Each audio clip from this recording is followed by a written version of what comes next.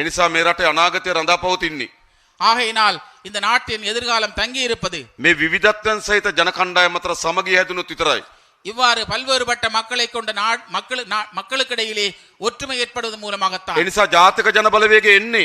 ஆகையினால் தேசிய மக்கள் சக்தியானது வருவது ඔබගේ ආගම ඇදහිමේ අයිතිය, உங்களது மதத்தை பின்பற்றுகின்ற உரிமையை, ඔබගේ භාෂාවේ අයිතිය, உங்களது மொழி உரிமையை, ඔබගේ සංස්කෘතික අනන්‍යතාවය உங்களுடைய கலாச்சார அடையாளத்தை පිළිගන්න නිදහස් රටක් හදන එක තමයි ජාතික ජන බලවේගයේ ආණ්ඩුවේ අපේක්ෂාව.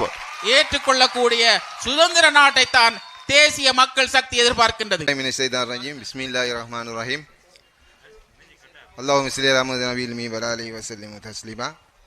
இன்றைய இந்த தேசிய மக்கள் சக்தியின் தேர்தல் பிரச்சார கூட்டத்துக்காக இங்கே வருகை தந்து எங்களுடைய ஜனாதிபதி வேட்பாளர் சகோதரர் அனுர் குமார் திசாநாயக் அவர்களுக்கு நன்றி கொண்டு, அதே போன்று ஜெயந்த பியதிசே பாராளுமன்ற உறுப்பினர் அவர்களுக்கும் முன்னால், அதே போன்று எங்களுடைய சாய்ந்த மருது கல்முனை தொகுதியின் எம்பிபி அமைப்பாளர், அம்பாறை மாவட்ட செயற்பாட்டாளர், அதாவது இவ்வளவு மக்களையும் இங்கே சேர்த்து இந்த தேசிய மக்கள் சக்தியை இந்த அம்பாறை மாவட்டத்துக்கு கொண்டு வருவதற்கு முக்கியமாக காரணமாக இருந்து எங்களுடைய ஆதம்பாவா சகோதரர் அவர்களுக்கும், அதே போன்று இங்கு தேசிய மக்கள் சக்தியின் செயற்பாட்டாளர்களாக இருந்து கொண்டிருக்கின்ற அனைவருக்கும் நன்றியை தெரிவித்துக் கொண்டு, அதே போன்று எங்களுக்கு பாதுகாப்பு அளித்த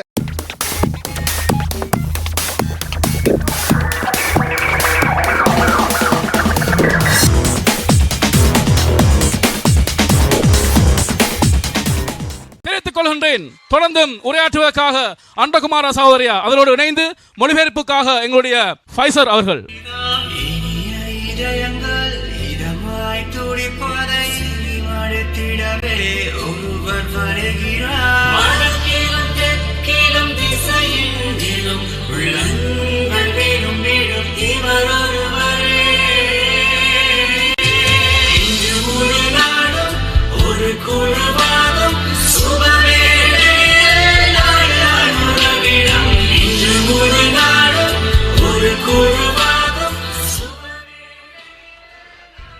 වේදිකාවේ ඉන්න අපේ වසන්ත පීති සහෝදරයාගෙනුත්, ඒ වගේම මේ සයින්ද මරුදු ප්‍රදේශයේ සඳහා අපේ නායකත්වයේ සපයන ආදම් බාවා සහෝදරයාගෙනුත්, ඒ වගේම මේ අවස්ථාවට සම්බන්ධ වෙලා වන කුරුණෑගල ත්‍රිකුණාමල දිස්ත්‍රික්කයේ සඳහා අපේ නායකත්වයේ සපයන අරුල් හේමචන්ද්‍ර සහෝදරයාගෙනුත්, ඒ වගේම මේ සයින්ද මරුදු ප්‍රදේශයේ ජාතික ජන බලවේගයේ දෙවන්තම බලයක් තියෙන ප්‍රදේශයක් බවට පත් වෙලා තිබෙනවා. ඒ සඳහා විශාල වෙහෙසක් දරන අපේ සහෝදරවරු නේද, විශාල ගණනාවක් ඉන්න වේදිකාවේ ඒ සියලු දෙනාගෙනුත් අවසරයි. மேடையில் வீற்றிருக்கின்ற வசந்த பேதச சகோதரர் அவர்களே, அதே போல சாய்ந்தவரது மக்களின் நம்பிக்கையில் வென்றிருக்கின்ற ஆதம்பாவா சகோதரர்களே, அதே போல திருகோணமலையில் வந்திருக்கின்ற அருண் ஹேமச்சந்திர சகோதரர்களே, ஏனைய சகோதரர்களே, இந்த இடத்திலே அதிகமானோர் சேர்ந்திருக்கின்றார்கள், அதற்காக பாடுபடுகின்றார்கள் எங்களுடைய சகோதரர்கள். ඒ වගේම සහෝදරියන් විශාල ප්‍රමාණයක් සහභාගී වෙනවා. සහෝදරියන් හරි සතුටුයි මෙතෙන්ට ආපු එක ගැන. அதே போன்று இங்கே ஏராளமான சகோதரர்கள் வந்திருக்கின்றார்கள். சகோதரர்களை வந்து உண்மையிலே சந்தோஷம் அடைகின்றோம். සහභාගී වෙන ඔබ සියලු දෙනාගෙන් අවසරයි. அதே போன்று இந்த இடத்திலே வருகை தந்திருக்கின்ற அனைவர்களையும் விழித்தவனாக දැන් ලබන සෙනසුරාදා චන්දි මොකද කරන්නේ? இப்பொழுது அடுத்த சனிக்கிழமை தேர்தல். என்ன செய்வது நாங்கள்?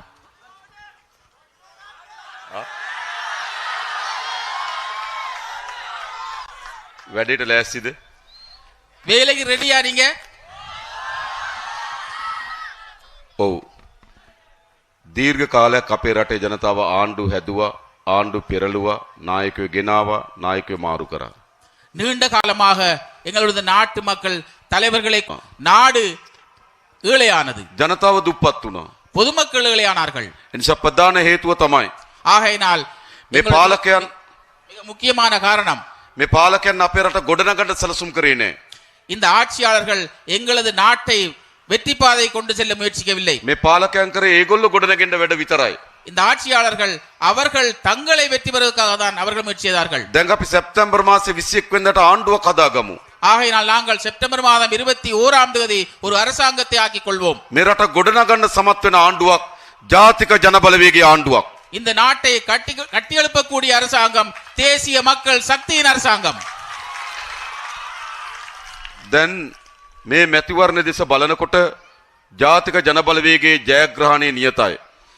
இப்பொழுது நாங்கள் இந்த தேர்தலை சற்று உற்று நோக்கி பார்க்கின்ற பொழுது தேசிய மக்கள் சக்தியின் வெற்றி உறுதியாகிவிட்டது. දකුණ ජීවත් වෙන සිංහල දෙමළ මුස්ලිම් සියලු ජනතාව ජාතික ජනබලවේගයත් එක්ක අත්වැල් බැඳගෙන ඉන්නවා.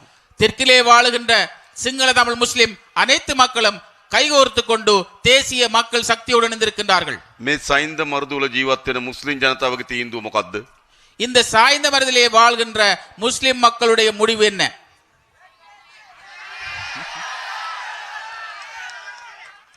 හරි බොහොම ස්තුතියි. நன்றி. හැබැයි මේ ජයග්‍රහණ වැළැක්වීම සඳහා ඒගොල්ලෝ අද අසත්‍ය දේවල් අවලාද බොරු කියන්න පටන් ගන්න තියෙනවා. ஆனால் இந்த வெற்றியை தவிர்ப்பதற்காக அவர்கள் பொய்களையும் கட்டுக்கதைகளையும் இட்டுக்கதைகளையும் செய்ய ஆரம்பித்திருக்கின்றார்கள். ළඟදී ආවද හිස්බුල්ලා? அண்மையிலே ஹிஸ்புல்லா வந்தார். එතුමා ඇවිල්ලා අපේ ගැන ඉතාමත් බරපතල අවලාද බොරු ප්‍රකාශ කරලා ගිහිල්ලා තිබෙනවා. அவர் இந்த இடத்துக்கு ஹிஸ்புல்லா அவர்கள் வந்து எங்களை பற்றி மிக மோசமாக இழிவாக பேசி சென்றார். එකක් කියනවා මුස්ලිම් ජනතාව ආගමික වශයෙන් වැදගත් ලෙස සමරන අවස්ථා දෙකක් තිබෙනවා. එකක් රාමසාන උත්සවය, අනෙක හජ්ජි උත්සවය.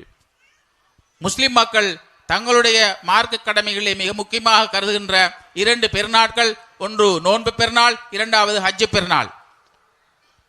හිස්බුල්ලා කියනවලු අපි ආපුවම එකක් නතර කරනවලු. ஹிஸ்புல்லா சொன்னாராம், நாங்கள் வந்தால் ஒன்றை நிப்பாட்டுவோம் என்று. හිස්බුල්ලාගේ ඔළුව බලන්න ඕන. ஹிஸ்புல்லாட தலையை கொஞ்சம் பார்க்கணும். ඒ විතරක් නෙවෙයි ඊට පස්සේ කියනවා அது மாத்திரமல்ல, அதன் பின்னர் சொல்கிறார், ජනතාවට පස් වේල වඳින්න දෙන්නේ නැලු. மக்களுக்கு 5 நேரம் தொழுகைக்கான இடம் கொடுக்க மாட்டோம் என்றார். හැබැයි හොදට බලන්න මේගොල්ලෝ මුස්ලිම් ජනතාව ගාවට වෙලා එහෙම කතාවක් කියනවා. அவர்களை நன்றாக பாருங்கள், முஸ்லிம் மக்களை ஏமாற்றி இவ்வாறு கதைக்கின்றார்கள். ඔය සජබේ 37 නායක මහනුවරට ගිහිල්ලා කියනවා අපි ආපුවම පෙරහැර කරන්න දෙන්නේ නැලු. இந்த இடத்திலே நாங்கள் பார்க்கின்ற பொழுதோ சஜபையில் இருக்கின்ற திஸ்ஸாத் நாயக் என்று சொல்லுகின்றார், நாங்கள் ஆட்சிக்கு வந்தால் அங்கே பெரஹர நடத்த விட மாட்டோம் என்று கூறுகின்றார். ඒ වේදිකාවට ගොඩ වුණු සමහර ස්වාමින් වහන්සේලා කියනවා අපි ආපුවම දානේ හම්බ වෙන්නේ නැති වෙයිලු. அதே போன்று அவர்களுடைய மேடைக்கு வந்த சிலர் சுவாமிகள் சொல்லுகின்றார்கள், மதகுருமா சொல்லுகின்றார்கள், அவர்களுக்கு நாங்கள் வந்தால் தானம் கிடைக்காது என்று. ඒවා දේශපාලන කතාවද? இது அரசியல் கதையா? ඒවා දේශපාලන විවේචනද? இது அரசியல் விமர்சனமா? ඒවට කියන්නේ අවලාද. இதற்கு நாங்கள் சொல்லுவது இழிசொல், ඒවට කියන්නේ අසත්‍ය. இதற்கு நாங்கள் சொல்வது பொய் என்று. ඇත්තම ආගම් පිළිබඳ ගෞරවයක් තිබෙනවා නම්, உண்மையிலேயே மதம் தொடர்பான கௌரவம் இருக்குமாக இருந்தால், ඇත්තටම ආගම් පිළිබඳ නිදහසක් අපේක්ෂා කරනවා නම්, உண்மையிலேயே மதம் தொடர்பாக நாங்கள் சுதந்திரத்தை எதிர்பார்த்தால், දේශපාලන වේදිකාවේ කියන්න ඕන නැති කරුණු ඒවා. அரசியல் மேடைகளிலே சொல்லக்கூடாத விடயங்கள் அவை. මේ ආගම්වාදය උස්සනවා. இந்த சமய தொடர்பான விடயங்களை உசுப்பேத்தி விடுகிறார்கள். අපි සිංහල දෙමළ මුස්ලිම් බර්ග මැලේ කියලා ජන කණ්ඩායම් ගණනාවක් ජීවත් වෙන රටක්. எங்களுடைய நாட்டிலே சிங்கள தமிழ் முஸ்லிம் பேகர் என்று பல்வேறுபட்ட இன மக்கள் வாழுகின்ற ஒரு நாடு. බෞද්ධ හින්දු ඉස්ලාම් ක්‍රිස්තියානි කියලා ආගම් ගණනාවක් අදහන ජනතාවක් ඉන්න රටක්. அதே போன்றுதான் பௌத்தம், இந்து, இஸ்லாம், கிறிஸ்டியன் என்று பல்வேறுபட்ட மதங்களை பின்பற்றி வாழுகின்ற நாடு. දෙමළ සිංහල ප්‍රධාන භාෂාවන් දෙකක් කතා කරන ජනතාවක් ඉන්න රටක්. தமிழ் சிங்களம் ஆகிய பிரதம 2 மொழிகளை பேசுகின்ற நாடு. සිංහලයට තමන්ගේ අනන්‍ය වූ සංස්කෘතියක්, දෙමළයට තමන්ගේම අනන්‍ය වූ සංස්කෘතියක්, මුස්ලිම් අයට තමන්ගේම අනන්‍ය සංස්කෘතියක් සහිත සංස්කෘතින් ගණනාවක් එක්ක ජීවත් වෙන රටක්. சிங்களவர்கள் எடுத்துக்கொண்டால் அவர்களுக்கு உரித்தான கலாச்சாரம் இருக்கின்றது. தமிழ் மக்களுக்கு அவர்களுக்கு உரிய கலாச்சாரம், அதே போன்று முஸ்லிம் மக்களுக்கு அவர்களுடைய கலாச்சாரத்தை கொண்ட நாடாக இருக்கின்றது. ඒ නිසා මේ රටේ අනාගතය රඳාපවතින්නේ ஆகையினால் இந்த நாட்டின் எதிர்காலம் தங்கி இருப்பது මේ විවිධත්වයන් සහිත ජන කණ්ඩායම් අතර සමගිය හැදුණොත් විතරයි. இவ்வாறு பல்வேறுபட்ட மக்களை கொண்ட மக்களுக்கிடையிலே ஒற்றுமை ஏற்படுவதன் மூலமாகத்தான். ඒ නිසා ජාතික ජන බලවේගය එන්නේ ஆகையினால் தேசிய மக்கள் சக்தியானது வருவது ඔබගේ ආගම ඇදහිමේ අයිතිය, உங்களது மதத்தை பின்பற்றுகின்ற உரிமையை, ඔබගේ භාෂාවේ අයිතිය, உங்களது மொழி உரிமையை, ඔබගේ සංස්කෘතික අනන්‍යතාවය உங்களுடைய கலாச்சார அடையாளத்தை පිළිගන්න නිදහස් රටක් හදන එක තමයි ජාතික ජන බලවේගයේ ආණ්ඩුව අපේක්ෂාව. ஏற்றுக்கொள்ளக்கூடிய சுதந்திர நாட்டை தான் தேசிய மக்கள் சக்தி எதிர்பார்க்கின்றது. හැබැයි ඉස්බුල්ලා ඊට වඩා බොරු අසත්‍ය කියන පටන් ගන්න තියෙනවා. ஆனால் ஹிஸ்புல்லா அதற்கு மாற்றமாக பொய்யை கூற முற்பட்டிருக்கின்றார். අපි ප්‍රතිපත්ති ප්‍රකාශන ඉදිරිපත් කරලා තියෙනවා.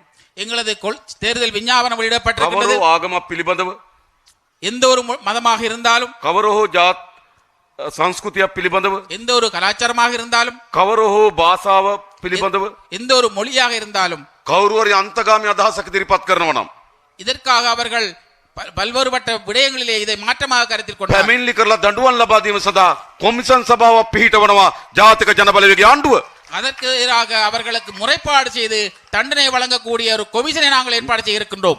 දේශපාලනයට ආගම්වාදී ප්‍රකාශ, அரசியலுக்கு மதம் தொடர்பான வசனங்களை வெளியிடுவது, දේශපාලනයට ජාතිවාදී ප්‍රකාශ அதே போன்று அரசியலுக்கு மதம் தொடர்பான விடயங்களை கூறுவது, කියන කරන එක නතර කරන ආණ්ඩුවක් තමයි ජාතික ජනබලවේගයේ ආණ්ඩුව. இவ்வாறு சொல்வது செயற்படுத்துவதை நிறுத்துவதுதான் தேசிய மக்கள் சக்தியின் அரசாங்கம். අපිට ඕන ජාතික සමගිය තියෙන රටක්. எங்களுக்கு தேவைப்படுவது என்னவென்றால் தேசிய ஒற்றுமை உடனான நாடு, ඔක්කොම සහෝදරත්වයෙන් ජීවත් වෙන රටක්. எல்லோரும் அனைவரும் சகோதரத்துடன் வாழக்கூடிய ஒரு நாடு, හැමදෙනාම සමගියෙන් ජීවත් වෙන රටක්. எல்லோரும் ஒற்றுமையாக வாழக்கூடிய ஒரு நாடு. ඒ නිසාම තමයි අපි තමුන්නාසලා හම්බෙන්න ආවේ. ஆகையினால் தான் உங்களை நாங்கள் சந்திக்க வந்திருக்கிறோம். සැප්තැම්බර් මාසේ 21 වෙනිදා අපි දිනන්න ඕන. செப்டம்பர் மாதம் 21ஆம் தேதி நாங்கள் வெல்ல வேண்டும். දකුණේ ඉන්න ජනතාවගේ විශ්වාසයෙන් විතරක් නෙවෙයි. தெற்கிலே வாழுகின்ற மக்களுடைய நம்பிக்கையை மாத்திரமல்ல, නැගෙනහිර තමුන්නාසලගේ විශ්වාසයත් අපිට ඕන. கிழக்கிலே வாழுகின்ற உங்களுடைய நம்பிக்கையும் எங்களுக்கு தேவைப்படுகின்றது. ලෑස්තිද? நீங்க ரெடியா இருக்கு? ලංකාවේ පළවෙනි වතාවට හදමු. இலங்கையின் முதல் முறையாக நாங்கள் ஏற்படுத்துவோம். දකුණේ ජනතාවද? தெற்கு மக்களாக இருந்தாலும், නැගෙනහිර ජනතාවද? கிழக்கு மக்களாக இருந்தாலும், උතුරේ ජනතාවද? வடக்கு மக்களாக இருந்தாலும் පිළිගන්න ආණ්ඩුවක්. ஏற்றுக்கொள்ளக்கூடிய அரசாங்கம் ஒன்றை, සිංහල දෙමළ මුස්ලිම් සියලු ජනතාවගේ சிங்கள முஸ்லிம் தமிழ் எல்லா மக்களின் විශ්වාසය දිනාගත්තු ආණ්ඩුවක් நம்பிக்கை வென்ற ஒரு அரசாங்கமாக අපි හදනවා. நாங்கள் ஏற்படுத்த போகின்றோம். ඔගොල්ලෝ දන්නවා මීට කලින් දේශපාලන පක්ෂ මෙහෙට එන්නේ. உங்களுக்கு தெரியும், ஏற்கனவே இங்கு அரசியல் கட்சிகள் வருவது, සජිත් එන්නේ හකීම් කරේ තියාගෙන. சஜித் வாரது ஹக்கீம தோல்ல வச்சுக்கொண்டு, රනිල් එන්නේ අතාඋල්ල කරේ තියාගෙන. ரணில் வாரது அதாவுல்லா தோல்ல வச்சுக்கொண்டு, අපි එන්නේ நாங்க வார ජනතාව කරේ තියාගෙන තමුන්නාසලගේ විශ්වාසයෙන්. பொதுமக்களை உங்களது நம்பிக்கையை தோளில் வைத்துக் கொண்டு අන්න එන එකමුතුවේ ආණ්ඩුවක් එකමුතුවේ ව්‍යාපාරයක් හැදලා තියෙනවා. இவ்வாறான ஒற்றுமையான ஒரு செயற்பாடு දෙමළ ஆரம்பித்திருக்கிறது. ජනතාව, தமிழ் மக்கள், සිංහල ජනතාව, சிங்கள மக்கள், මුස්ලිම් ජනතාව, முஸ்லிம் மக்கள், ජනතාව නියෝජනය කරන පක්ෂයක්. மக்களை பிரதிநிதித்துவப்படுகின்ற ஒரு கட்சி, නායකයෝ නියෝජනය කරන නෙවෙයි. தலைவர்களை பிரதிநிதித்துவப்படுகின்ற கட்சி அல்ல, ජනතාව එකතු වෙච්ච ව්‍යාපාරයක්. பொதுமக்களாக சேர்ந்த ஒரு செயற்திட்டம். ඒක තමයි ජාතික ජනබලවේගය. இதுதான் தேசிய மக்கள் சக்தி. අද මෙතන දහස් සංඛ්‍යාත මුස්ලිම් ජනතාව, இந்த இடத்திலே ஆயிரக்கணக்கான முஸ்லிம் மக்கள் இருக்கின்றீர்கள், අපේ සහෝදරියන්, சகோதரர்கள் இருக்கின்றார்கள், සහෝදරවරුන් சகோதரர்கள் இருக்கின்றார்கள். එකතු වෙලා අපිට කියන්නේ මොකද්ද? நீங்கள் அனைவரும் ஒன்று சேர்ந்து என்ன சொல்லுகின்றீர்கள்? ඔබ ලෑස්ති අපිව විශ්වාස කරන්න. நாங்கள் ரெடி உங்கள் மீது நம்பிக்கை கொள்வதற்காக. එහෙම නේද? அப்படித்தானே? මම ඔබට එක සාතිකයක් දෙන්නම්. நான் உங்களுக்கு ஒரு உறுதிமொழியை வழங்குகிறேன். ඔබ අප කරේ තබන විශ්වාසය நீங்கள் எங்கள் மீது வைத்திருக்கின்ற அந்த நம்பிக்கையை බිඳුවකින්වත් හානි කරන්නේ නැහැ. ඒ ආරක්ෂා කරනවා. நாங்கள் குறைந்தது ஒரு சிறு துளியாய் நாங்கள் உடைக்க மாட்டோம், அதனை பாதுகாப்போம். ඔබ දන්නවා உங்களுக்கு தெரியும், 2015 මහින්ද රාජපක්ෂලා පෙරදුනා. 2015 மஹிந்த ராஜபக்ச அவர்கள் தோல்வி அடைந்தார். ඔවුන්ට නැවත දේශපාලනයෙන් ගොඩ එන්න පාරක් හොය හිටියා. அவர்கள் மீண்டும் தங்களது அரசியலுக்கு வருவதற்காக ஒரு வீதியை பார்த்து கொண்டிருந்தார்கள். ඔවුන්ට හොරකම් අතර කරනවා කියලා බලය ගන්න බෑ ආපහු රාජපක්ෂලාට. அவர்களுக்கு மீண்டும் நாங்கள் களவை பிடிக்க மாட்டோம் என்று மீண்டும் ஆட்சியை கைப்பற்ற முடியாது. ප්‍රජාතන්ත්‍රවාදය හදනවා කියලා බලය ගන්න බෑ 2015 පස්සේ රාජපක්ෂලාට. ஜனநாயகத்தை நாங்கள் உருவாக்க போகின்றோம் என்று 2015க்கு பின்னர் அவர்கள் ஆட்சியை பிடிக்க முடியாது. රටේ ජනතාවගේ ප්‍රශ්න විසඳනවා කියලා බලය ගන්න බෑ 2015 පස්සේ රාජපක්ෂලාට. 2015க்கு பின்னர் நாட்டு மக்களுடைய பிரச்சனையை தீர்க்க போகின்றோம் என்று அவர்களுக்கு ஆட்சியை பிடிக்க முடியாது. ඒ නිසා රාජපක්ෂලා මාර්ග සිතියමක් කියලා කොහොමද බලය ගන්න කියලා. ஆகையினால் அவர்கள் தங்களுக்குள்ளே ஒரு வரைபடத்தை வரைந்தார்கள். අන්න ඒක තමයි මුස්ලිම් ජනයාට එරෙහි ජාතිවාදී ව්‍යාපාරයක් පටන් ගත්තා. அந்த வரைபடம் தான் முஸ்லிம் மக்களுக்கு எதிராக இனவாதம் ஒன்றை கிளப்பி விட்டார்கள். අම්පාරේ කොත්තු හදනවා කිව්වා, කාපුවම වඳ වෙනවා කිව්වා. அம்பாரில் இருக்கின்றவர் கொத்து தயாரிக்கின்றார், அது கருத்தடை கொத்து என்று சொன்னார்கள். නැවත බලය එන්න ජාතිවාදී වපුරන්න පටන් ගත්තා. அவர்கள் மீண்டும் ஆட்சிக்கு வருவதற்காக இனவாதத்தை விதைத்தார்கள். මුස්ලිම් කඩවල වඳ ඇඳුම් මිකුණුනා කිව්වා. ඒ ඇඳුම් ඇඳාම වඳ වෙනවා කිව්වා. முஸ்லிம் கடைகளிலே விற்கப்படுகின்ற ஆடைகள் கருத்தடை ஆடைகள் அதனை நாங்கள் அணிந்தால் கருத்தடை ஏற்படும் என்று சொன்னார்கள். ජාතිවාදය විශ්වා. இவ்வாறு இனவாதத்தை கிளப்பி වන්ද விட்டார்கள். දොස්තරලා ඉන්නවා කිව්වා. அதே போன்றுதான் கருத்தடை வைத்தியர்கள் இருக்கின்றார் சொன்னார்கள். සිංහල කාන්තාව වන්ද කරනවා කිව්වා. சிங்கள பெண்களை அவர்கள் கருத்தடைக்கு உள்ளாக்கினார் சொன்னார்கள். ජාතිවාදය විශ්වා. இவ்வாறு இனவாதத்தை கிளப்பி விட்டார்கள். අවුස්සලා 2019 ගෝඨාභය රාජපක්ෂ කිව්වා. இவ்வாறு கிளப்பி 2019 கோட்டாபே சொன்னார், ජාතිය බේරගන්න, எங்களது இனத்தை பாதுகாப்பதற்காக ආගම බේරගන්න மதத்தை பாதுகாப்பதற்காக ගෝඨාභය දිනවන්න කිව්වා. கோட்டாபே வெற்றி பெற வைப்போம் என்று சொன்னார்கள். සිංහල ජනතාව පොඩි බැඳලා දිනෙව්වා. இவ்வாறு சிங்கள மக்கள் அவ்வாறே அவர்கள் கூட்டம் கூட்டமாக சென்று வெற்றி பெற வைத்தார்கள். දැන් ඒ පොහොට්ටුව කෝ? இப்பொழுது அந்த மொட்டு எங்கே? ඒ පොහොට්ටුව තමයි அந்த மொட்டு தான் කොවිඩ් වසංගත වෙලාවේදී கோவிட் எங்களுடைய நோய் வருகின்ற பொழுது කොවිඩ් වසංගත වෙලාවේදී මුස්ලිම් මිනිස්සු මිය යනකොට கோவிட் நோய் வருகின்ற பொழுது முஸ்லிம் மக்கள் இறக்கின்ற பொழுது භූමි දානය කරන්න දෙන්නේ නැතුව ආදාහනය කරා. அவர்களுடைய ஜனாசாக்களை அடக்கம் செய்யாமல் எரித்தார்கள். කවුද ආණ්ඩුව පොහොට්ටුව? யார் அரசாங்கம்? மொட்டுவின் அரசாங்கம். දැන් කො ඒ පොහොට්ටුව? இப்பொழுது எங்கே அந்த மொட்டு? ඒ පොහොට්ටුවේ බහුතරයක් ඉන්නේ දැන් රනිල් වික්‍රමසිංහ ගාව. அந்த மொட்டிலே அதிகமானவர் இப்பொழுது ரணில் விக்ரமசிங்கவோடு එදා இருக்கிறார்கள். ජාතිවාදයේ වපුරපු පොහොට්ටුව அன்று இனவாதத்தை விதைத்த மொட்டு, භූමි දානය කරන්න නැතුව ආදාහනය කරන්න කියලා තීන්දුවගත්තු පොහොට්ටුව நல்லடக்கம் செய்ய விடாமல் எரித்த மொட்டானது අද ඉන්න රනිල් වික්‍රමසිංහ ගාවනේ. இன்று இருப்பது ரணில் விக்ரமசிங்கவுடன். අද පොහොට්ටුවේ නායකයා රනිල්. இன்று மொட்டின் தலைவர் யார் என்றால் ரணில். අනිත් කට්ටිය කා ගාවද ඉන්නේ? மற்றவர் யார் இருக்கின்றார்கள்? පොහොට්ටුවේ සභාපති ජී.එල්. පීරිස්. மொட்டு கட்சியின் தலைவர் ஜி.எல். பீரிஸ். ජාතිවාදී වපුරු හිටපු කට්ටිය. அவர்கள் இனவாதத்தை விதைத்தவர்கள். මුස්ලිම් ජනතාව ආදාහනය කරන්න කියලා තීන්දුව ගන්නකොට කැබිනට් එක හිටපු ජී.එල්. පීරිස් කොහෙද ඉන්නේ? முஸ்லிம் மக்களுடைய உடல்களை எரிக்க வேண்டும் என்று முடிவு கண்ட பொழுது ஜிஎல் கேபினெட்ல இருந்தவர் எங்கே இருக்கின்றார்? සජිත් ප්‍රේමදාස ගාව. சதிக் பிரேமதாஸ் இருக்கிறார். මුස්ලිම් ජනතාව ආදාහනය කරන්න ඕන කියලා වැඩ කරනකොට ආණ්ඩුව හිටපු ඩලස් සලහපෙරම ඇමති අද කොහෙද ඉන්නේ? அதே போன்றுதான் முஸ்லிம் மக்களுடைய உடல்கள் எரிக்கப்பட வேண்டும் என்று சொன்ன டலஸ் அழகப்பன் அப்பொழுது அமைச்சர் சஜித் பிரேமதாஸ் காவ. சஜித் பிரேமதாஸ் இருக்கிறார். ආදාහනය කරන්න ඕන කියලා මත හදපු නාලක ගොඩේවල අද කොහෙද ඉන්නේ? அதே போன்றுதான் முஸ்லிம்களுடைய உடல்களை எரிக்க வேண்டும் சொன்ன நாலக குடகேவா போன்றவர்கள் எங்க இருக்கின்றார்? සජිත් ප්‍රේමදාස ගාව. சஜித் பிரேமதாஸ் இருக்கின்றார். අම්පාරේ තියෙන්නේ දොස්තර මහත්තයා.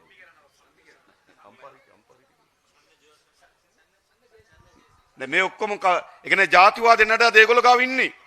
இவ்வாறு இனவாதத்தை விதைத்தவர்கள் எல்லாம் அவர்களோடு இருக்கின்றார்கள்.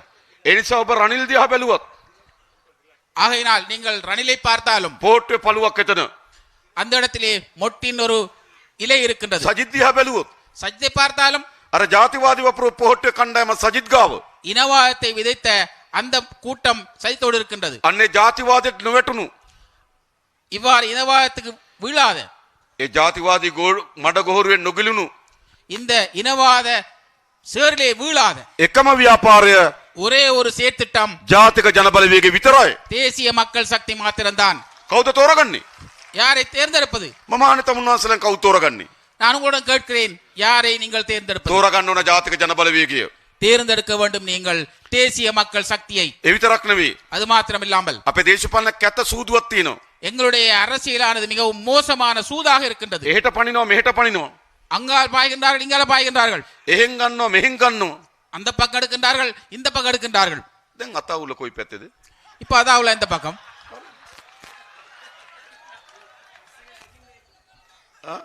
මොකද්ද වෙලා තියෙන්නේ මේ? என்ன நடந்திருக்கு? මේ එහෙට මෙහෙට පනින දේශපාලන නතර කරන්න ඕනේ නැද්ද? அங்கு இங்கு பாய்கின்ற அரசியலை நாங்கள் மாற்ற தேவையில்லையா? අපේ මරට විනාශයටපත් උනේ එහෙට මෙහෙට පනින දේශපාලනී. எங்களுடைய நாடு வீழ்ந்ததுக்கு ஒரு காரணம் இவ்வாறு அரசியல்வாதிகள் மாறி மாறி ஒவ்வொரு கட்சிக்கும் தாவிய விதம். මාසයකට කලින් බනිනවා. ஒரு மாதத்துக்கு முதல் இயேசுவார், ඊළඟ මාසෙ පදා ගන්නවා. அடுத்த மாதம் ஒன்று அவரை கட்டிப்பிடிச்சுக் கொள்வார். මොන දේශපාලනයක්ද මේක? என்ன அரசியல் இது? වෙනස් කරන්න ඕනේ නැද්ද? இதை மாற்ற தேவையில்லையா? ඕනේ නැද්ද වෙනස් කරන්න? தேவையில்லையா மாற்ற? වෙනස් කරන්න මේ පනින දේශපාලනය. இந்த பாய்கின்ற அரசியலை மாற்ற வேண்டும். දැන් අර ගීත නෝන බලන්නකෝ. இப்ப பாருங்க, கீதா நோனா பாருங்க. ගිය සතියේ කියනවා රනිල් තමයි টොප් කියනවා. போன கிழமை சொன்னார் ரணில் தான் நல்ல டொப்னு சொன்னார். මේ සතියේ කියනවා සජිත් තමයි টොප් කියනවා. இந்த வாரம் சொல்லுகிறார் சஜித் தான் டொப் என்கிறார். යනායට ලැජ්ජත් නැහැ ගන්නායට ලැජ්ජත් නැහැ. போராக்களுக்கு வைக்கவும் இல்ல, எடுக்கிறாக்களுக்கு வைக்கவும் இல்ல. නතර කරන්න ඕනද මේ දේශපාලනේ? இவ்வாறான அரசியலை நாங்கள் மாற்ற தேவையில்லையா?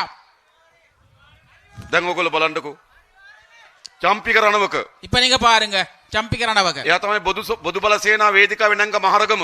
அவர்தான் புதுபலசேனா மகரகம மேடையில் ஏறியவர். දැන් ඒ චම්පිරණක් කාත් එක්කද? இப்போது அந்த චම්පිකරණවක யாரோடு? සජිත් ප්‍රේමදාසත් එක්ක. சஜித் பிரேமதாசோடு. රිෂාඩ් බදුද්දීන් ரிஷாட் பதுதீன் එයා සජිත් ප්‍රේමදාසත් එක්ක. அவரும் சஜித் பிரேமதாசோடு. මොකද වෙන්නේ දන්නවද? என்ன நடக்கும் தெரியுமா? සජිත් ප්‍රේමදාස නැගෙනහිරට එනකොට சஜித் பிரேமதாச கிழக்குக்கு வருகின்ற பொழுது හකීම් අරගෙන එනවා. ஹக்கிமை கூட்டி கொண்டு வருவார். චම්පික හංගලා ඉන්නේ. சம்பிகை ஒளித்து வைப்பார். චම්පිකේ කාවද? சம்பிகை வந்தார் அப்ப නැගෙනහිරට එනවද? கிழக்குக்கு வந்திருக்கிறாரா? නැගෙනහිර චම්පික හංගලා එනවා. கிழக்குக்கு சம்பிகை ஒளித்து வச்சு போட்டு வருவார். මාතරට එනකොට மாத்தரைக்கு போகும்போது හකීම් හංගලා චම්පික අරගෙන එනවා. ஹக்கிமை ஒளித்து விட்டு சம்பிகை எடுத்து கொண்டு போவார். මොන දේශපාලනයක්ද මේක? என்ன அரசியல் இது? හොඳද එහෙම දේශපාලනේ? நல்ல அரசியலா இது? මන්නාරමට යනකොට மன்னாருக்கு போகின்ற பொழுது රිෂාඩ් බදුද්දීන් අරගෙන එනවා. ரிஷாட் பதுனை கூட்டி கொண்டு போவார். චම්පික හංගලා යනවා. சம்பிகை ஒளித்து வைத்து விடுவார். ගාල්ලට එනකොට காலிக்கு போகின்ற பொழுது රිෂාඩ් බදුද්දීන් හංගලා යනවා. ரிஷாட் பதுனை ஒளித்து வைத்து விடுவார். චම්පික අරගෙන එනවා. சம்பிகை கூட்டி கொண்டு போவார். මොන දේශපාලනයක්ද මේ තියෙන්නේ? என்ன அரசியல் இது? ප්‍රතිපත්තියක් නැති දේශපාලනය. கொள்கை ரீதியான அரசியலா இது? අද இன்று උතුරට ගිහිලත් එක කතාවයි කියන්නේ. வடக்குக்கு சென்றும் ஒரு கதை தான், දකුණෙත් එකම කතාව කියන. தெற்குக்கு சென்றாலும் ஒரே கதை தான், නැගෙනහිර ඇවිලත් එකම කතාව කියන. கிழக்குக்கு வந்தாலும் ஒரே கதை தான். එකම ව්‍යාපාරේ ජාතික ජන බලවේගය විතරයි. ஒரே ஒரு செயற்திட்டம், தேசிய மக்கள் சக்தி மாத்திரம்தான். අපි මේ සෙල්ලම நாங்கள் இந்த விளையாட்டை කොළ හංගලා ප්ලේ කරන්නේ නෑ. நாங்கள் பேப்பரை ஒளிச்சு வச்சு கொண்டு விளையாட மாட்டோம். ඒගොල්ලෝ කොළ හංගලා ගන්නේ. அவர்கள் கடதாசிகளை மறைத்து வைத்து චම්පික விளையாடுகிறார்கள். කොළේ හංගනවා නැගෙනහිරට. சம்பிகட பேப்பரை கிழக்குக்கு மறைப்பார், තිලංග සුමතිපාලේ කොළේ හංගනවා නැගෙනහිරට. திலங்க சுமதிப்பாட பேப்பரை மறைப்பார் கிழக்கிற்கு. දකුණට හකීම්ගේ කොළේ හංගනවා. රිෂාඩ් தெற்குக்கு බදුද්දීන්ගේ කොළේ හංගනවා. தெற்குக்கு வருகின்ற பொழுதோ ஹக்கீமுடையும் ரிஷாட் பதுனை பேப்பரை மறைத்து விடுவார்கள். මේක මැති මේගොල්ලෝ පරාද කරන්න. இதுவே போதும் இவர்களை தோற்கடிப்பதற்கு. ඒ නිසා මොකද කරන්න උන? ஆகையினால் என்ன මේ செய்ய ඔක්කොම வேண்டும்? බලවත් අපි සැප්තැම්බර් මාසේ 21 වෙනිදා හොඳ තීන්දුවක් ගන්න උන. ஆகையினால் நாங்கள் செப்டம்பர் 21 ஒரு முடிவை எடுக்க வேண்டும். අපි එකතු වෙලා ආණ්ඩුව හදමු. நாங்கள் அனைவரும் சேர்ந்து ஒரு அரசாங்கம் ஒன்று உருவாக்குவோம். තමුන්නාසල අපේ කෙරේ තියෙන විශ්වාස අපි රකින්නවා. நீங்கள் எங்கள் மீது வைத்திருக்கின்ற நம்பிக்கையை நாங்கள் பாதுகாப்போம். අපි මේ රට හදන්න පටන් ගන්නවා. நாங்கள் இந்த நாட்டை கட்டி எழுப்ப ஆரம்பிப்போம். සැප්තැම්බර් මාසේ 21 ඡන්දේ செப்டம்பர் 21 தேர்தல் අනිවාර්යෙන් ජයග්‍රහණය කරනවා. நிச்சயமாக வெற்றி பெறுவோம். 22 පාර්ලිමේන්තු ඉසුරු හරිනවා. 22 பாராளுமன்றத்தை கலைப்போம். හරිද? சரியா? ඊට පස්සේ මාසයකමාරක් වෙන පාර්ලිමේන්තු ඡන්දෙට அதன் பின்னர் கிட்டத்தட்ட 1.5 மாதம் ஆகும் பாராளுமன்ற தேர்தல் நடைபெறுவதற்கு. මේ රටේ ජනතාව සහතික වශයෙන්ම இந்த நாட்டில் உள்ள மக்கள் நிச்சயமாக මේ පාර්ලිමේන්තුන් ඉන්න 3න් 2ක් ගෙදර යවනවා. இந்த பாராளுமன்றத்தில் இருக்கிற 3/2 பங்கை வீட்டுக்கு அனுப்பி விடுவார்கள். යවන්න ඕනේ නැද්ද? இவர்களை அனுப்ப යවන්න தேவையில்லையா? ඕනේ නැද්ද? அனுப்ப தேவையில்லையா? මිරිස් කුඩු ගේන മന്ത്രിවරු ඉන්නවා. கொச்சிகாதூள் கொண்டு வர அமைச்சர்கள் இருக்கின்றார்கள்.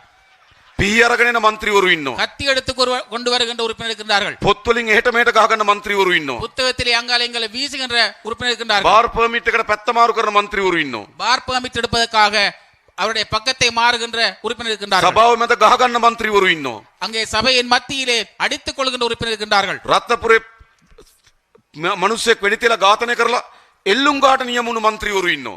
ரத்னபுரியிலே ஒரு நபரை அவர் சுட்டு கொல்லப்பட்டு வைத்து அவர் சிறைக்கு சென்று அவருக்கு மரண தண்டனை விதிக்கப்பட்ட ஒரு பாராளுமன்றத்தில் இருக்கின்றார். කප්පන් අරගෙන උසාවියේ දඬුවම් ලැබපු ප්‍රසන්න රණතුංගත් ඉන්නවා පාර්ලිමේන්තුවේ. கப்பம் பெற்றுக்கொண்டு நீதிமன்றத்தினால் தண்டனை வழங்கப்பட்ட பிரசன்ன ரணத்துங்கம் பாராளுமன்றத்தில் இருக்கின்றார். එහෙට මෙහෙට පන්න ගොඩක් අය ඉන්නවා. அங்கு இங்கு பாய்ந்த நிறைய பேர் இருக்கின்றார்கள். පිරිසිදු කරන්න ඕනේ නැද්ද මේ පාර්ලිමේන්තුව? இதனை நாங்கள் சுத்தப்படுத்த தேவையில்லை. இந்த பாராளுமன்றத்தை ප්‍රතිපත්තියක් තියෙන මිනිස්සුන්ගෙන්, கொள்கை இருக்கின்ற மக்களிடத்திலே, හොරකම් නොකරන මිනිස්සුන්ගෙන්, களவெடுக்காத மக்களிடத்திலே, අවංක මිනිස්සුන්ගෙන් உண்மையான மக்களை கொண்டவர்களாக මේ පාර්ලිමේන්තුව පුරවන්න ඕන. இந்த பாராளுமன்றத்தை நாங்கள் நிரப்ப வேண்டும். ලෑස්තිද? நீங்கள் தயாரா இதுக்கு?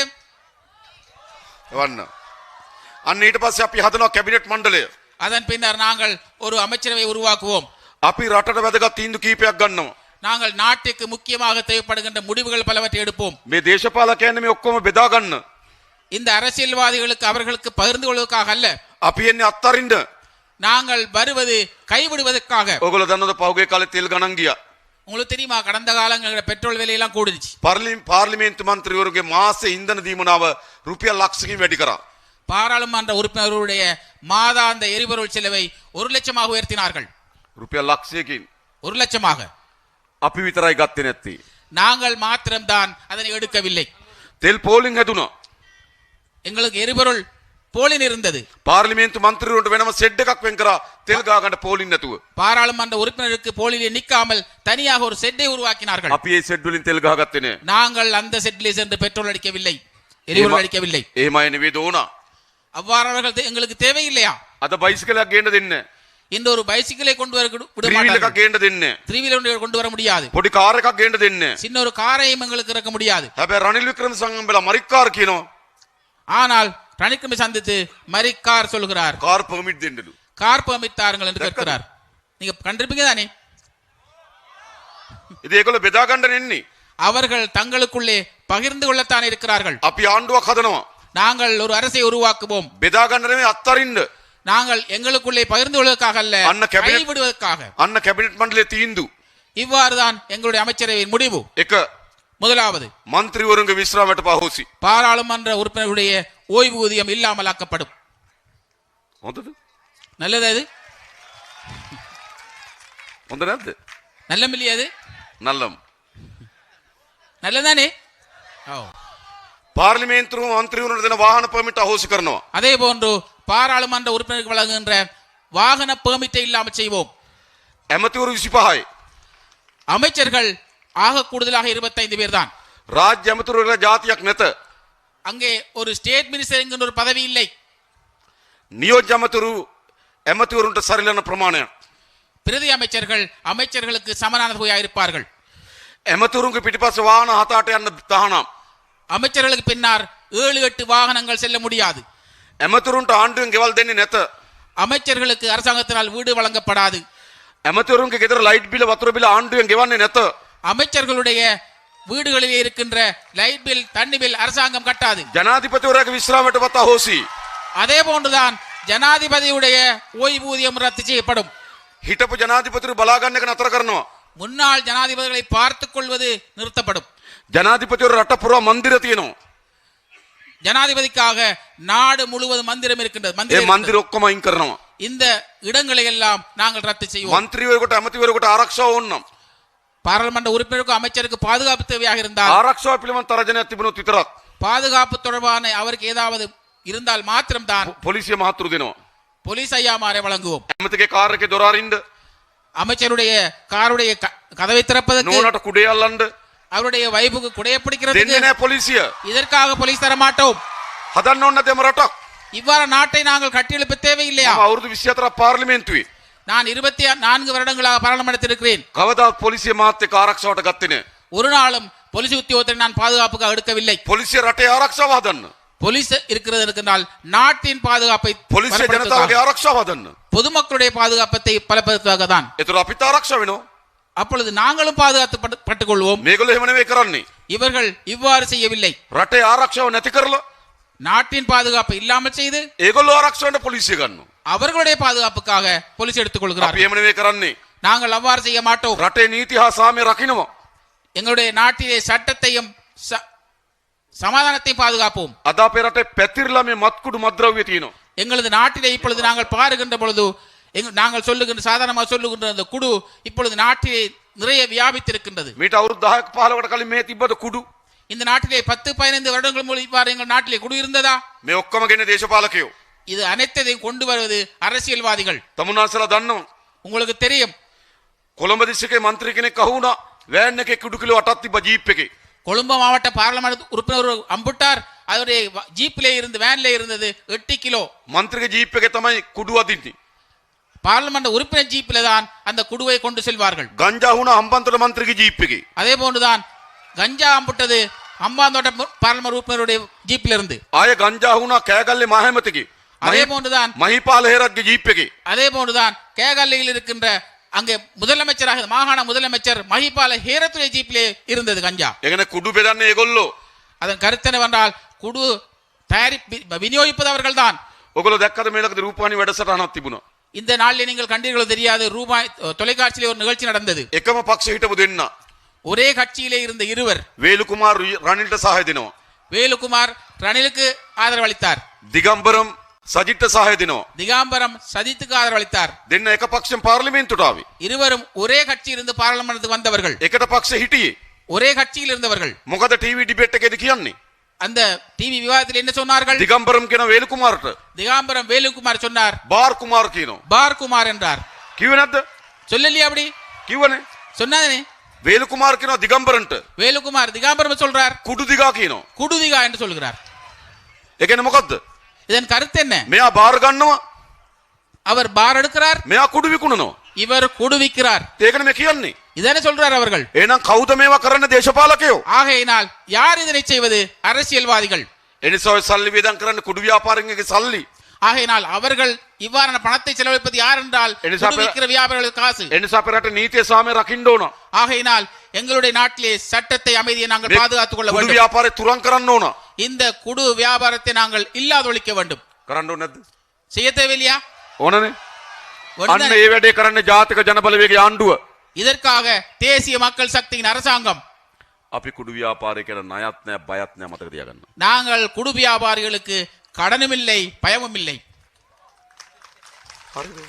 හදන්න ඕන මේ රට. இந்த நாட்டை இவ்வாறு தான் கட்டியெழுப்ப வேண்டும். ඒවා කරන්න තමයි අපි බලය ඉල්ලන්නේ. இதற்காகத்தான் நாங்கள் அதிகாரத்தை මේ கேட்கின்றோம். රටේ ආර්ථිකය හදන්න ඕන. எங்களுடைய நாட்டிலே பொருளாதாரத்தை கட்டியெழுப்ப வேண்டும். මේගොල්ලෝ කවදාවත් අපේ රට නිෂ්පාදනය වැඩි කරන්නේ නැහැ. இவர்கள் ஒருபோதும் எங்களுடைய நாட்டிலே உற்பத்தியை அவர்கள் அதிகரிக்கவில்லை. මේගොල්ලෝ කැමති ගෙනල්ලා විකුණන්න. அவர்கள் கொண்டு வந்து விற்பதற்குத்தான் விருப்பமாக இருக்கின்றார்கள். මොනවද නොගෙනන්නේ අපේ රටට? என்ன அவர்கள் கொண்டு வராமல் இருக்கின்றார்கள்? බෙහෙත් හදනවා ඉන්දියාවේ. எங்களுடைய மாத்திரைகள் பார்த்தால் இந்தியாவிலிருந்து, ලංකාවේ අපි ගේනවා. நாங்கள் இலங்கை கொண்டு வருகின்றோம். රෙදි පිළි ගේන්නේ එහෙන්. ஆடைகள் கொண்டு வருவது அங்கிருந்துதான். බිත්තර ගේනවා. முட்டை கொண்டு வருவது, ලූණු මිරිස් ගේනවා. அதே போன்றுதான் வெங்காயம் மிளகு கொண்டு கொண்டு வருகின்றது. බීජ ගේන්නේ පිට රටින්. விதைகளை கொண்டு வரும் තමුන්ලා வெளிநாடுகளிலிருந்து. දන්නවද? உங்களுக்கு தெரியுமா? කංකුම් ගේනවා පිට රටින්. கங்குன் எடுத்துட்டு வரும் வெளிநாட்டிலிருந்து தான். මොන පාලකද මේගොල්ලෝ? என்ன ஆட்சியாளர் இவர்கள்? ලුණු ගේනවා පිට රටින්. வெங்காயம் கொண்டு வரது அங்கிருந்து தான். කරවල ගේනවා මාලදිවයිනේ. கருவாடு கொண்டு வரனால் மாலைதீவிலிருந்து. මුංගට ගේනවා. அதே போன்றுதான் කවුපි ගේනවා. கௌபி உந்து பயறு கேනවා. போன்றவரை கொண்டு வருகிறார்கள். උඳු ගේනවා. உளுந்து எடுத்து வருகிறார்கள். කුරක්කන් ගේනවා. குரக்கன் எடுத்து வருகிறார்கள். ඔක්කොම පිට රටින්. எல்லாம் வெளிநாடுகளிலிருந்து. මේගොල්ලෝ රට හැදුවේ නෑ. இவர்கள் நாட்டை கட்டியெழுப்பவில்லை. ඒගොල්ලෝ කැමති ගේන්න. அவர்கள் விருப்பம் எதற்கென்றால் அந்த ගෙනාපුවම நாடுகளிலிருந்து இறக்குமதி செய்வது. ගෙනාපුවම කොමිස්ස ගේනවා. ஏனென்றால் அவர்கள் இறக்குமதி செய்தால் அவர்கள் கொமிஷன் வரும். බිත්තරයක් ඉන්දියාවෙන් ගේනකොට ஒரு முட்டை வெளிநாடு இந்தியாவிலிருந்து வருவதற்கு කොමිස්ස එක රුපියල් 8යි. கொமிஷன் எவ்வளவு என்றால் 8 ரூபாய். බිත්තර කෝටියක් ගෙනාවොත් 1 கோடி முட்டை கொண்டு வந்தால் ලාභය කෝටි 8යි. லாபம் 8 கோடியாக இருக்கும். හැදුවොත් රටට හොඳයි. நல்லதென்றால் நாட்டுக்கு நல்லது. හැදුවොත් ජනතාවට හොඳයි. இவ்வாறு நாங்கள் உற்பத்தி செய்தால் மக்களுக்கு நல்லது. ගෙනාවොත් ඇමතිට හොඳයි. இறக்குமதி செய்தால் அமைச்சருக்கு நல்லது. එම නෙවෙයිද? அப்படித்தானே? බෙහෙත් ගේනකොට හොරකම් කරනවා. அதே போன்றுதான் மாத்திரை இறக்குமதி செய்யும் பொழுது களவெடுக்கிறார். බාල බෙහෙත් ගේනවා. கீழ்த்தரமான மாத்திரைகளை கொண்டு வருகின்றார்கள். ගේනකොට ඇමතිට හොඳයි. அதை இறக்குமதி செய்யும் போது அமைச்சருக்கு நல்லது. හැදුවනම් රටට හොඳයි. இதை உற்பத்தி செய்தால் நாட்டுக்கு நல்லது. සීනි ගේනකොට කෝටි 1500 බදු වංචාව. சீனியை இறக்குமதி செய்கின்ற பொழுது 1500 கோடி அவர்கள் அடித்தார்கள். ගේනකොට ඇමතිට හොඳයි. அதை இறக்குமதி செய்தால் அமைச்சருக்கு நல்லது. හදනකොට ජනතාවට හොඳයි.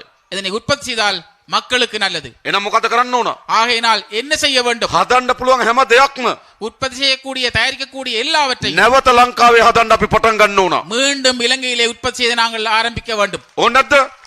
தேவையில்லையா? රට වගේ අටගුණයක මහ මුහුදක් තියෙනවා. எங்களுடைய நாட்டை போன்று 8 மடங்கு எங்களுக்கு கடல் இருக்கின்றது. මා විශාල මාළු සම්පතක් තියෙනවා. மிக அதிகளமான மீன் அங்கே காணப்படுகின்றது. මේක අපි නෙලන්න සලස්ම හදන්න ඕන.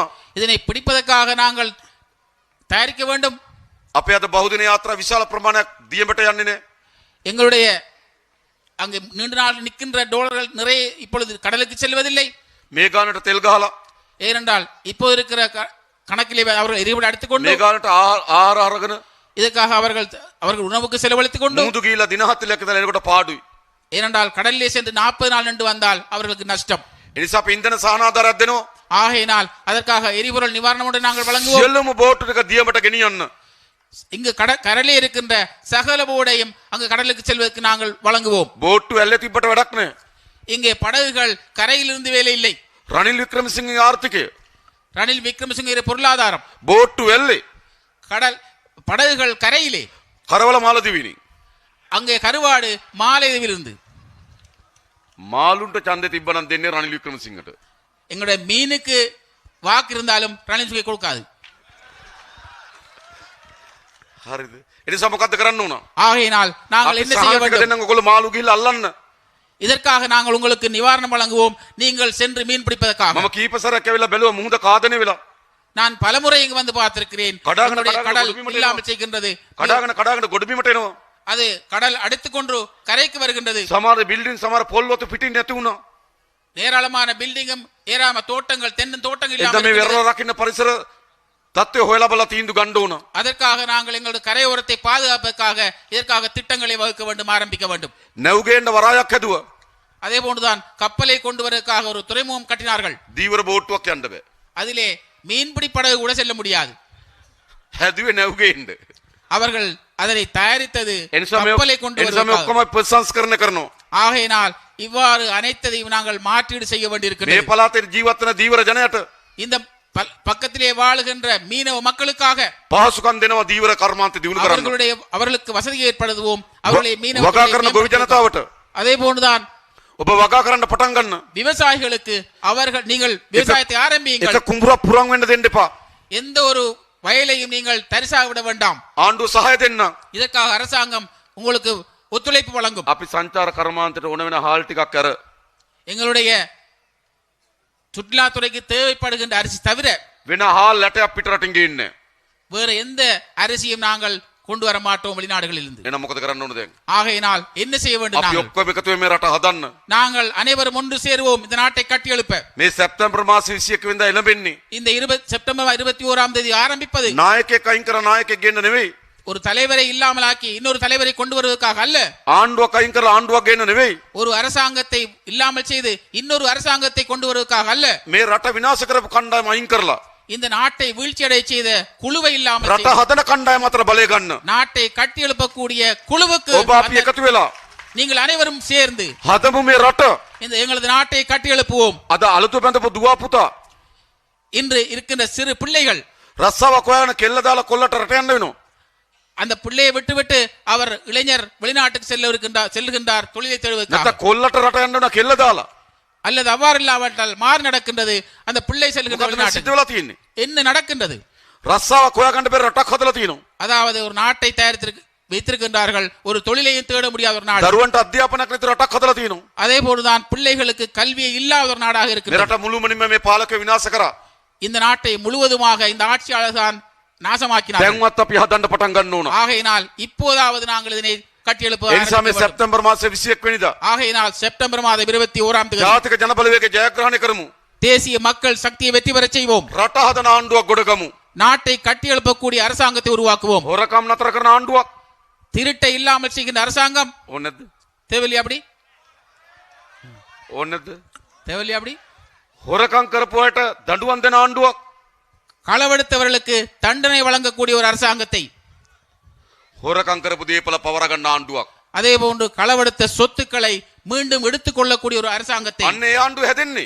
அவ்வாறான அரசாங்கம் தான் உருவாகிறது. දැන් තමුන්වහන්සේලගේ අදහන ආගම අනුව நீங்கள் பின்பற்றுகின்ற மதத்தின் பிரகாரம் තමුන්වහන්සේලට හොරකම නතර කරන්න බැරි නම් உங்களுக்கு இந்த திருட்டை இல்லாமல் செய்யாது போனால், නතර කරන කෙනාට උදව් කරන්න ඕන. அல்லது நீங்கள் அதனை நிப்பாட்டுவதற்கு உதவி செய்தால், එහෙම නේද? දැන් තමුන්වහන්සේලට පුළුවන් ද සීනි බදු වංචාව නතර කරන්න තනි කෙනෙකුට? உங்களால் தனி ஒருவருக்கு சீனியிலே அடித்த அந்த ஊழல் செய்தவர் நிறுத்த முடியுமா? තමුන්වහන්සේලට පුළුවන් මහ බැංකු ගනුදෙනු නතර කරන්න? உங்களுக்கு முடியுமா? மத்திய வங்கியிலே நடைபெற்ற அந்த ஊழலை இல்லாமல் செய்ய முடியுமா? තමුන්වහන්සේලට පුළුවන් ද හයිවේ එකෙන් හොරකම් කරන එක නතර කරන්න? அதே போன்றுதான் உங்களால் முடியுமா எங்களுடைய ஹைவேல அடிச்ச காசுகளை இல்லாமல் செய்வதற்கு? බෑනේ. அப்படி முடியாதானே? එහෙනම් තමුන්වහන්සේලා මොකද කරන්න ඕන? ஆகையினால் நீங்கள் என்ன செய்ய வேண்டும்? හොරකම් නතර කරන්න පුළුවන් කණ්ඩායමට දෙන්න ඕන සහාය උදව්.